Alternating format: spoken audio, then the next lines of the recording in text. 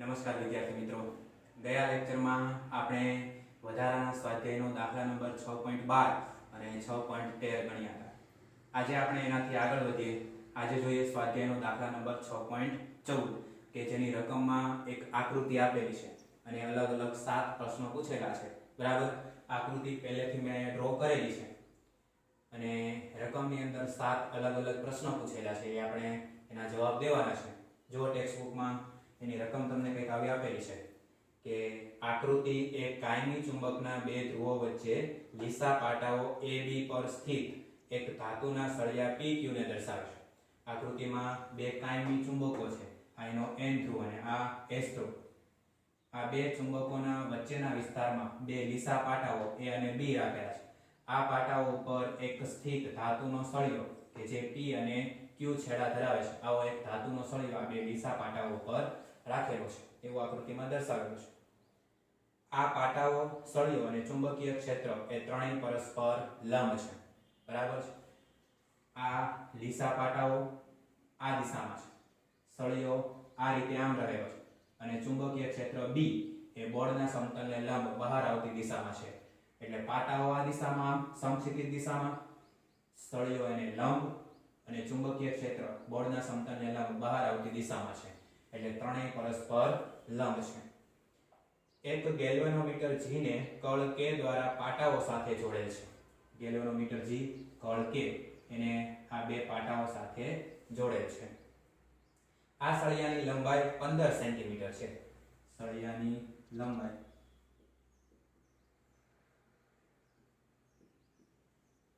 L બરાબર 15 centimetre, એને મીટરમાં કન્વર્ટ કરીએ એટલે 0.15 મીટર.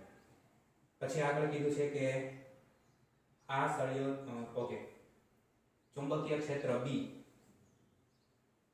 ચુંબકીય ક્ષેત્ર B બરાબર 0.50 ટેસ્લા. અને આગળ કીધું છે કે આ સળિયો ધરાવતા બંધ ગાળાનો અવરોધ 9 મિલી ઓહમ છે. આ ક્ષેત્ર સમાન છે તેમ ધારો. આ સળિયો ધરાવતો આ જે બંધ ગાળો છે એનો જે અવરોધ છે એ કેટલો છે? અવરોધ R બરાબર 9 મિલી ઓહમ, એના બરાબર 9 ગુણ્યા 10⁻³ ઓહમ છે. અને આખા વિસ્તારનું જે ચુંબકીય ક્ષેત્ર છે એ સમાન છે એવું આપણે ધારવાનું છે. તો એની અંદર આપણને અલગ અલગ 7 પ્રશ્ન પૂછ્યા છે.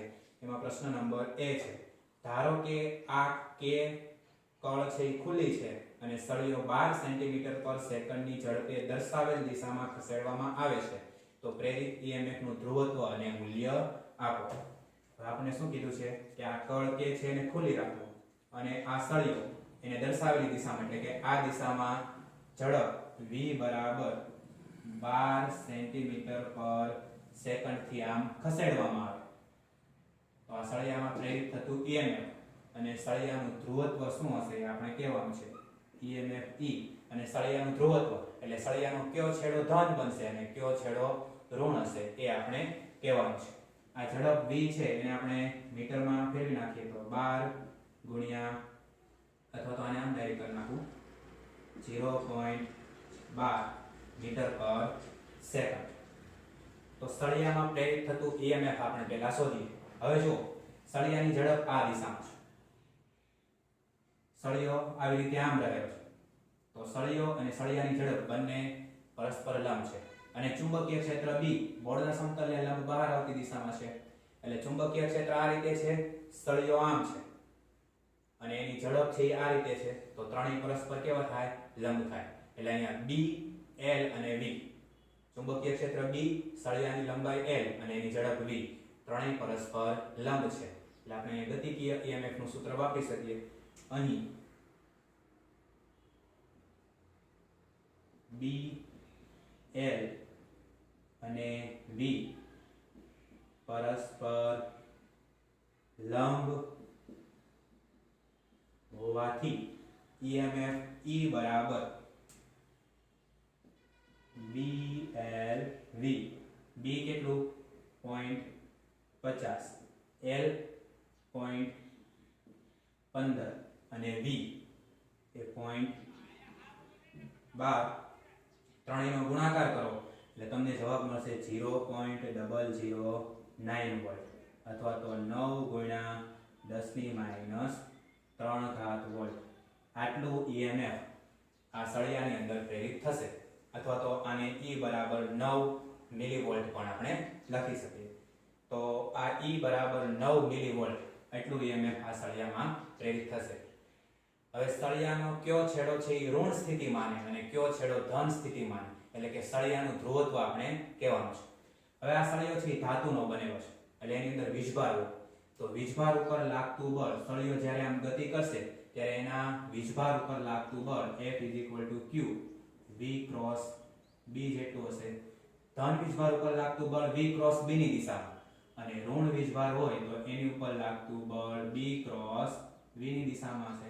તો આ સળિયાની અંદર આપણે ઋણ વીજભાર વિચારીએ તો એના ઉપર લાગતું બળ એ B ક્રોસ V ની દિશામાં, બરાબર. ચુંબકીય ક્ષેત્ર B બોર્ડના સમતલને લંબ બહાર આવતી દિશામાં અને V આ દિશામાં છે. તો આપણી આંગળીઓ છે આમ B થી V તરફ વળે એ રીતે આપણે આમ મુઠ્ઠી વાળી તો અંગૂઠો આમ નીચે તરફ રહે, બરાબર. તેથી સળિયાનો Q છેડો છે એના ઉપર બધા ઇલેક્ટ્રોન છે એ જમા થશે. સમજો કે આ સળિયામાં આપણે આવી રીતે આમ ઇલેક્ટ્રોન વિચારીએ, બરાબર. આ એક સળિયો છે એની અંદર ઇલેક્ટ્રોન વિચારીએ છે. હવે સળિયાની ગતિ આ બાજુ થાય છે, ચુંબકીય ક્ષેત્ર બોર્ડના સમતલને લંબ બહાર આવતી દિશામાં છે.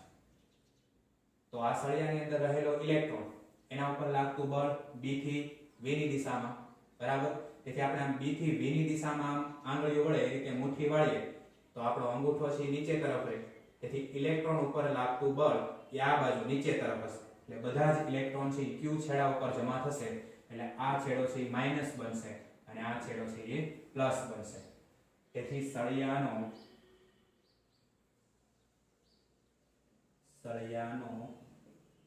P છેડો ધન સ્થિતિમાં અને Q છેડો ઋણ સ્થિતિમાં હશે, બરાબર. આ થઈ ગયો પહેલા પ્રશ્નનો જવાબ. ત્યાર પછી આપણે પ્રશ્ન નંબર B આપેલો છે એ જોઈએ.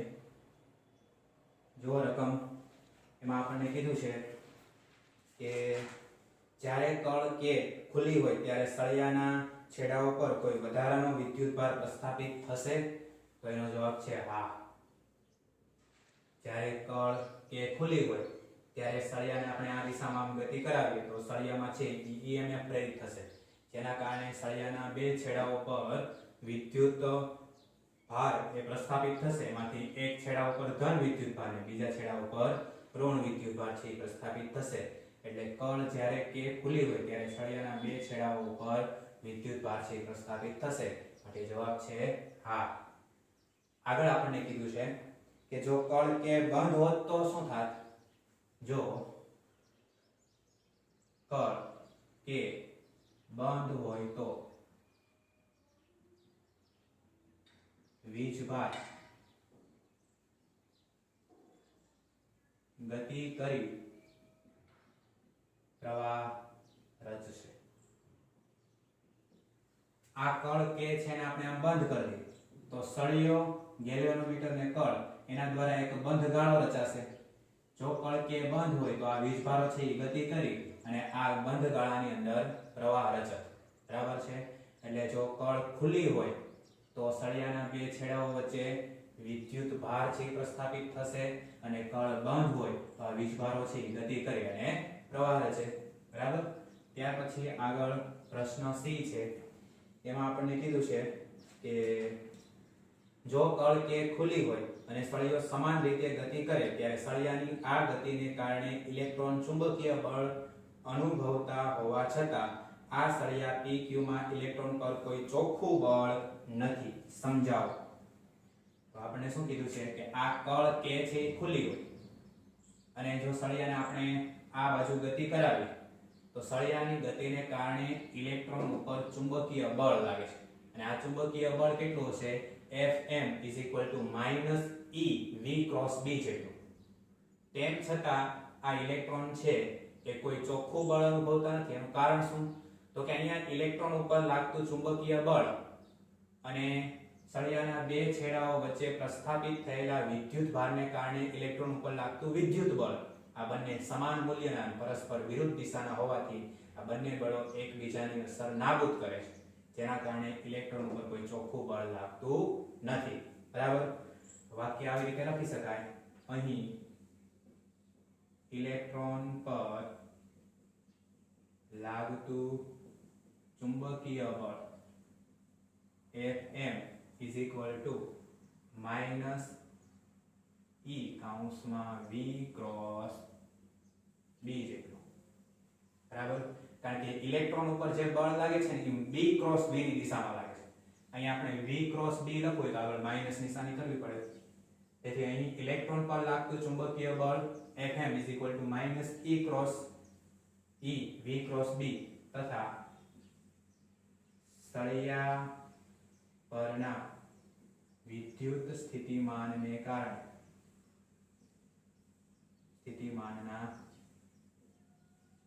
કારણે વિદ્યુત બળ F is equal to E into E. આ બંને બળો સમાન મૂલ્યના અને પરસ્પર વિરુદ્ધ દિશામાં હોવાથી એકબીજાની અસર નાબૂદ કરે છે. તેથી ઇલેક્ટ્રોન ઉપર લાગતું ચોખ્ખું બળ એ કેવું હશે? શૂન્ય હશે. અહીંયા ઇલેક્ટ્રોન ઉપર બે બળો લાગે છે, એક તો ચુંબકીય બળ અને બીજું આ સળિયાના છેડા ઉપર જમા થયેલા વિદ્યુત ભારોને કારણે વિદ્યુતીય બળ. આ બંને બળો સમાન મૂલ્યના પરસ્પર વિરુદ્ધ દિશાના હોવાથી બંને એકબીજાની અસર નાબૂદ કરે છે. તેથી સળિયા ઉપર રહેલા ઇલેક્ટ્રોન એનું જે ચોખ્ખું બળ છે કેવું હશે? શૂન્ય હશે. બરાબર? તો આ છે પ્રશ્ન નંબર C નો જવાબ. ત્યાર પછી આગળ આપણને પ્રશ્ન નંબર D પૂછેલો છે. જો એની રકમ શું છે? જ્યારે K બંધ હોય, કળ K છે એ બંધ હોય ત્યારે આ સળિયા પર ગતિરોધક બળ કેટલું હશે? બરાબર? આ કળ K બંધ હોય ત્યારે સળિયા ઉપર લાગતું ગતિરોધક એટલે કે અવરોધક બળ F is equal to IBL જેટલું હશે. સળિયાની ગતિ આ બાજુ આમ કરાવે, કળ K બંધ હોય તો સળિયાની ગતિની વિરુદ્ધ દિશામાં લોરેન્જ બળ અથવા તો અવરોધક બળ લાગશે અને આ અવરોધક બળ એ કેટલું હશે? F is equal to IBL જેટલું હશે. I એના બરાબર આપણે E ના છેદમાં R મૂકીએ તો F બરાબર I ની જગ્યાએ આપણે E મૂકીએ EBL ના છેદમાં R. E બરાબર BLV મૂકીએ તો E બરાબર BLV મૂકો તો B square L square V છેદમાં R. બરાબર? જ્યારે કળ K બંધ હોય ત્યારે સળિયાને આપણે આ દિશામાં ગતિ કરાવીએ તો સળિયાની ગતિની વિરુદ્ધ દિશામાં લોરેન્જ બળ અથવા તો અવરોધક બળ લાગે. આ અવરોધક બળ F is equal to IBL જેટલું હશે. I જગ્યાએ E ના છેદમાં R મૂકો તો આ સમીકરણ મળે. E ની જગ્યાએ BLV મૂકો તો આ સમીકરણ મળે. બધી જ કિંમત આપણી પાસે છે. B સ્ક્વેર તો B સ્ક્વેર એટલે 0.50 ગુણ્યા 0.50. L સ્ક્વેર એટલે 0.15 ગુણ્યા 0.15 અને V એટલે 0.12 છેદમાં R કેટલું છે? 9 ગુણ્યા 10 ની માઈનસ 3 આ બધાનો ગુણાકાર કરી અને ભાગ્યા 9 કરશો તો તમને જવાબ મળશે 0.4075. F બરાબર 0.1234 ગુણ્યા 10 ની માઈનસ 3 ઘાત ઉપર જાય તો પ્લસ 3 ઘાત. તેથી F બરાબર 1 2 અને 3 પોઈન્ટ આપી દઈએ તો 0.075 ન્યૂટન. બરાબર? આટલું અવરોધક બળ છે એ આ સળિયા ઉપર લાગશે. F બરાબર 0.075 ન્યૂટન જેટલું અવરોધક બળ સળિયાની ગતિની વિરુદ્ધ દિશામાં લાગશે. બરાબર. ત્યાર પછી પ્રશ્ન નંબર E છે. એમાં આપણને કીધું છે કે જ્યારે કે બંધ હોય છે ત્યારે આ સળિયાને એ જ ઝડપે એટલે કે 12 સેન્ટીમીટર પર સેકન્ડે ખસેડવા માટે કેટલો પાવર એટલે કે શક્તિ જરૂરી છે. જ્યારે કળ કે બંધ હોય ત્યારે આ સળિયાને આમ 12 સેન્ટીમીટર પર સેકન્ડની ઝડપથી ખસેડવા માટે કેટલો પાવર એટલે કે શક્તિની જરૂર છે એ આપણે શોધવાનું છે. તો અહીંયા આપણને v બરાબર કેટલું આપ્યું છે 0.12 મીટર પર સેકન્ડ. આટલી ઝડપથી આપણે સળિયાને કળ કે બંધ હોય ત્યારે ખસેડવાનું છે. તો સળિયા ઉપર લાગતું અવરોધક બળ ગુણ્યા સળિયાનો વેગ જેટલો પાવર આપણે ખર્ચવો પડે. તેથી પાવર જ્યારે કળ કે બંધ હોય ત્યારે સળિયાને ગતિ કરાવવા માટે જરૂરી પાવર P બરાબર F * V. સળિયાની ગતિની વિરુદ્ધ દિશામાં લાગતું અવરોધક બળ એને ગુણ્યા વેગ જેટલો પાવર આપણે અહીંયા જરૂર પડે.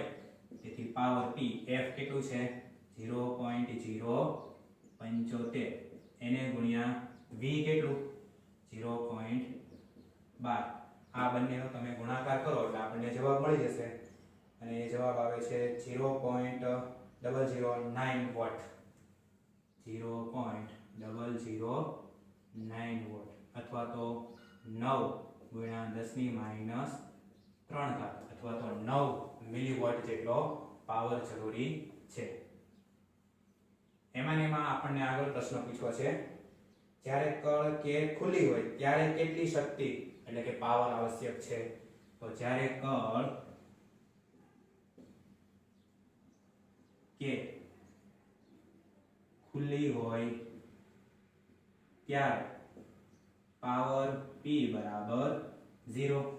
કારણ કે કળ કે ખુલ્લી હોય તો સળિયાની ગતિની વિરુદ્ધ દિશામાં કોઈ અવરોધક બળ નહીં લાગે અને અવરોધક બળ શૂન્ય હોય અને વેગ v હોય તો પાવર કેટલો થાય 0. કારણ કે P બરાબર Fv. આ અવરોધક બળ છે શૂન્ય છે તો પાવર કેટલો જોઈએ 0 જોઈએ. બરાબર. એટલે કળ જ્યારે બંધ હોય ત્યારે જરૂરી પાવર એ બળ ગુણ્યા v અને કળ ખુલ્લી હોય ત્યારે પણ જરૂરી પાવર બળ ગુણ્યા v. પણ કળ જ્યારે ખુલ્લી હશે ત્યારે તો કોઈ બળ લાગતું જ નથી. તેથી બળ શૂન્ય છે એટલે કળ ખુલ્લી હોય ત્યારે સળિયાને ગતિ કરાવવા માટે ખર્ચવો પડતો પાવર 0 છે. બરાબર. તો આ છે પ્રશ્ન નંબર E. ત્યાર પછી F નંબરનો પ્રશ્ન આપણે જોઈએ. જો એની રકમ આવી આપેલી છે કે આ બંધ પરિપથમાં ઉષ્મા રૂપે કેટલી શક્તિ એટલે કે પાવરનો વ્યય થાય છે. ઉષ્મીય પાવર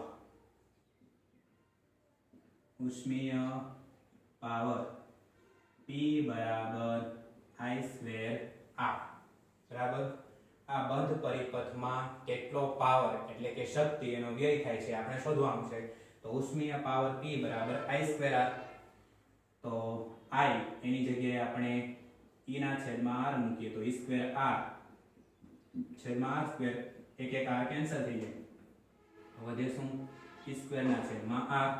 તેથી ઉષ્મા રૂપે વ્યય પામતો પાવર P બરાબર E એટલે કેટલું છે 9 ગુણ્યા 10 - 3 બે વખત છે એટલે 9 ગુણ્યા 10 - 3 છેદમાં R પણ કેટલો છે 9 ગુણ્યા 10 - 3 એક 9 કેન્સલ થઈ જાય 10 - 3 10 - 3 કેન્સલ થઈ જાય. તેથી પાવર P બરાબર 9 ગુણ્યા 10 - 3 વોટ. આટલો પાવર છે કે આ બંધ પરિપથની અંદર ઉષ્મીય પાવર સ્વરૂપે વ્યય પામશે. બરાબર. આગળ આપણને કીધું છે કે આ શક્તિનો સ્ત્રોત કયો છે. તો અહીંયા આપણે સળિયાને છે ગતિ કરાવવા માટે આપણે કંઈક યાંત્રિક પાવર ખર્ચવો પડે. બરાબર છે. અને આ યાંત્રિક પાવર જે આપણે ખર્ચીએ છીએ એનું વિદ્યુત પાવરમાં રૂપાંતરણ થાય છે. આ વિદ્યુત પાવર માટે આપણે આ અવરોધ વિરુદ્ધ કાર્ય કરવામાં ઘણી બધી ઉષ્મા છે એ વ્યય પામે છે જૂલ ઉષ્મા સ્વરૂપે, બરાબર. તેથી આ પાવર છે એ વ્યય થવાનું કારણ સળિયાને ગતિ કરાવવા માટે ખર્ચવો પડતો યાંત્રિક પાવર છે, બરાબર છે. અહીં પાવરનો સ્ત્રોત, અહીં ઉષ્મીય પાવરનો સ્ત્રોત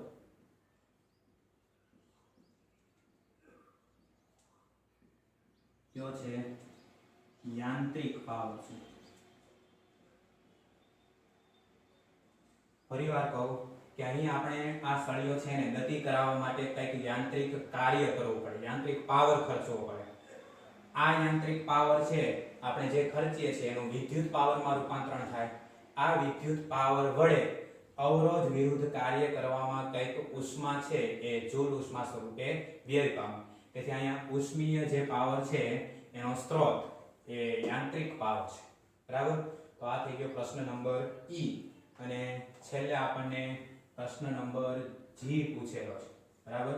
છેલ્લો પ્રશ્ન છે એમાં કીધું છે કે ચુંબકીય ક્ષેત્ર લંબ રૂપે હોવાને બદલે પાટાઓની સમાંતર હોય તો ગતિમાન સળિયામાં પ્રેરિત થતું EMF કેટલું? તો EMF E બરાબર 0 થાય. આ ચુંબકીય ક્ષેત્ર છે આવી રીતે આમ લંબ છે, એના બદલે પાટાઓને સમાંતર હોત, બરાબર, તો પ્રેરિત થતું EMF 0 થાય. કારણ કે આ ચુંબકીય ક્ષેત્રને છે આવી રીતે આમ કરી નાખીએ તો આ સળિયાની ગતિ અને ચુંબકીય ક્ષેત્ર બંને એક જ દિશામાં થઈ જાય, બરાબર. એટલે ખૂણો છે એ 0 થઈ જાય, sin 0 ની કિંમત 0 થાય. તેથી પ્રેરિત થતું EMF 0. અને બીજું, જ્યારે આ ચુંબકીય ક્ષેત્રને આમ કરી દઈએ તો આ લૂપ સાથે સંકળાયેલું ફ્લક્સ એ 0 થઈ જાય. તેથી ચુંબકીય ક્ષેત્ર લંબ છે એના બદલે સળિયાને સમાંતર કરી દઈએ તો પ્રેરિત થતું EMF E છે કેટલું થઈ જાય? 0 થઈ જાય, બરાબર. તો આ છે સ્વાધ્યાયનો દાખલા નંબર 6.14 કે જેની અંદર A, B, C, D, E, F અને G આવા 7 પ્રશ્નો પૂછેલા હતા. એ 7 પ્રશ્નોના જવાબ, બરાબર. વ્યવસ્થિત આખો દાખલો લખી નાખો. ત્યાર પછી આગળ આપણે સ્વાધ્યાયનો દાખલા નંબર 6.15 ગણીએ. બીજી વસ્તુ ખાસ યાદ રાખજો કે આ જે દાખલો છે એ એક્ઝામની દ્રષ્ટિએ મોસ્ટ ઇમ્પોર્ટન્ટ છે, ખાસ જી નીટની એક્ઝામમાં, બરાબર. જી નીટની એક્ઝામમાં તમને આવા જ પ્રશ્નો પૂછાય. આની અંદર દરેક રીત આવી ગઈ છે, બરાબર. એટલે આ જી નીટની એક્ઝામ માટે ખૂબ જ ઇમ્પોર્ટન્ટ દાખલો છે. વ્યવસ્થિત લખી અને તૈયાર કરજો, બરાબર. વ્યવસ્થિત લખી નાખો. ત્યાર પછી આગળ આપણે સ્વાધ્યાયનો દાખલા નંબર 6.15 એ ગણીએ. ત્યાર પછી મિત્રો આપણે સ્વાધ્યાયનો દાખલા નંબર 6.15 ગણીએ. જો ટેક્સ્ટ બુકમાં એની રકમ તમને કંઈક આવી આપેલી છે.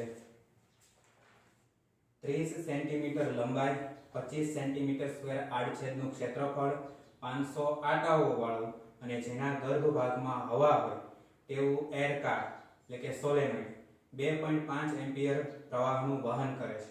આ પ્રવાહને અચાનક 10⁻³ સેકન્ડના ટૂંકા ગાળામાં બંધ કરવામાં આવે છે. આ પરિણામી ખુલ્લી કળના છેડા વચ્ચે પ્રેરિત સરેરાશ બેક EMF કેટલું થશે?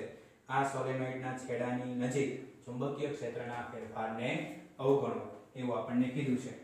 સૌથી પહેલા આપણને લંબાઈ આપેલી છે સોલેનોઇડની. લંબાઈ L બરાબર 30 સેન્ટીમીટર, એના બરાબર 0.3 મીટર.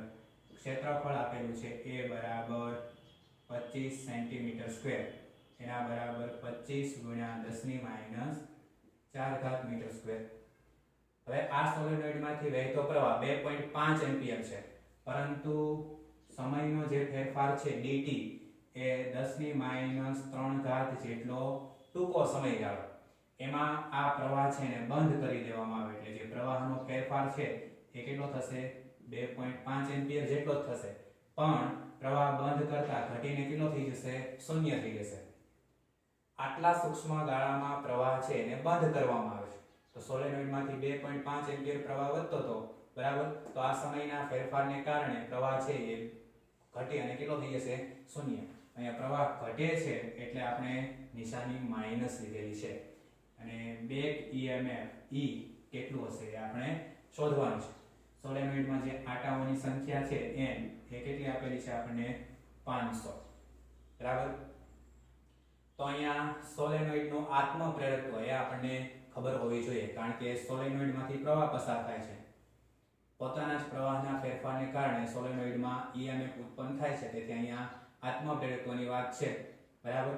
જેનો પ્રવાહ એ જ પ્રવાહનો ફેરફાર, એટલે ફ્લક્સમાં ફેરફાર થશે, અને ફ્લક્સમાં ફેરફાર થશે તો EMF પ્રેરિત થશે.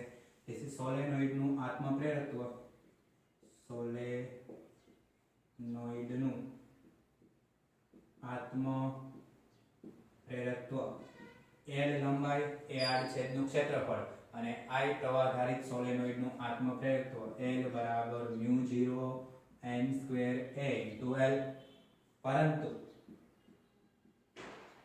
n બરાબર n ના છેદમાં L એકમ લંબાઈ દીઠ આંટાઓની સંખ્યા. આ કિંમત છે એ અહીંયા n ની જગ્યાએ મૂકી દઈએ તો L બરાબર μ0 n2a L ના છેદમાં L2, એક એક L કેન્સલ થઈ જાય તો L બરાબર μ0 n2a છેદમાં L. આ સૂત્ર આપણે આગળ થિયરીમાં મેળવેલું છે. આપણે જોઈએ છીએ બેક EMF E બરાબર -L di ના છેદમાં dt. L ની કિંમત મૂકી દો તો E બરાબર -μ0 n2a di ના છેદમાં dt. બધી કિંમત આપણે જાણીએ છીએ. આ બધી જ કિંમત છે એ આપણી પાસે છે. કિંમત મૂકી દઈએ, સાદુરૂપ આપીએ તો EMF E બરાબર -μ0 4 પાઈ એટલે 3.14 ગુણ્યા 10⁻⁷ n2 સોલેનોઇડમાં આંટાઓની સંખ્યા 500 ગુણ્યા 500 ઇન્ટુ a ક્ષેત્રફળ કેટલું છે 25 ગુણ્યા 10⁻⁴ ગુણ્યા di -2.5 છેદમાં dt ઇન્ટુ L આવશે. આ L અહીં મૂકવો પડે તો L કેટલું છે 0.3 અને dt એટલે 10⁻⁵, બરાબર. આનું સાદુરૂપ આપવાનું છે માઈનસ માઈનસ પ્લસ, તેથી EMF E બરાબર 4 ગુણ્યા 3.14 ગુણ્યા 10⁻⁷, 5 25, આ 4 મીંડા એટલે 10⁴ ગુણ્યા 25 ગુણ્યા 10⁻⁴ એને ગુણ્યા 2.5 છેદમાં 0.3 ગુણ્યા 10⁻⁵. આ 5 ગુણ્યા 5 એટલે 25, આ 2 મીંડા એટલે 10⁴. આ બધાનો ગુણાકાર ભાગ્યા 0.3 કરો તો જવાબ મળશે આપણને 65416. 65416.66 ગુણ્યા 10⁻⁻3 ઉપર જાય તો +3, -7 +3 એટલે -4, એ -4 આ 10⁴ એની સાથે કેન્સલ થઈ જાય, વધ્યું કેટલું 10⁻⁴. તો E બરાબર 1 2 3 ને 4 અને આપી દઈએ તો કેટલું આવશે 6.541 વોલ્ટ, બરાબર. 1 2 3 અને 4 ઘાતાને આપી દીધી તો E બરાબર 6.541 વોલ્ટ. આટલું EMF એ સોલેનોઇડની અંદર પ્રેરિત થશે કે જે બેક EMF છે, બરાબર. તો આ છે સ્વાધ્યાયનો દાખલા નંબર 6.15. આજના બંને દાખલાઓ વ્યવસ્થિત ગણી અને તૈયાર કરજો, કારણ કે આ બંને દાખલાઓ જી નીટની એક્ઝામની અંદર ખૂબ જ ઇમ્પોર્ટન્ટ છે. આ પ્રકારના દાખલાઓ છે જી નીટમાં પૂછાય. એટલે આજનો આપણો લેક્ચર છે જી નીટનો છે એમ ગણો તો પણ ચાલે, બરાબર. બાકી રહેલા સ્વાધ્યાયના જે કંઈ દાખલાઓ છે, 2 દાખલાઓ બાકી રહી છે, એ આપણે આવતા લેક્ચરમાં ગણીશું. ત્યાં સુધી જય હિન્દ, જય ભારત.